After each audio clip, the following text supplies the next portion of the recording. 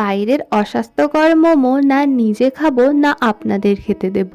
আজকে বানিয়ে দেখাবো আটার তৈরি ভেজ মোমো। অনেক সোজা রেসিপি। আটার মধ্যে একটু লবণ আর জল দিয়ে মেখে নেব রুটি বানানোর মতন। আর এখানে ছোট ছোট রুটি বেলে নেব। তেল গরম করে একে একে দিয়ে দেব পেঁয়াজ কুচি, আদা রসুন আর লঙ্কা বাটা। এখন এর মধ্যে কিছু সবজি দেব।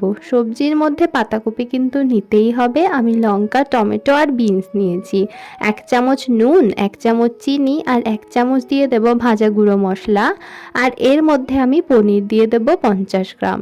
এখন এখানে আমি কিছু সস দিয়েছি, সয়া সসটা কিন্তু দিতেই হবে। এখন এরকম করে আমি 2 ধরনের মোমো বানিয়ে দেখাচ্ছি। কড়াইতে প্যান ফ্রাইড করব, একটু তেল গরম করে মোমোগুলোকে দিয়ে 4 মিনিট ভাজা করব এক পাশ দিয়ে। 1 চামচ জল দিয়ে এটাকে স্টিম করব ঢাকা দিয়ে আরও 4 মিনিট। ব্যাস তৈরি।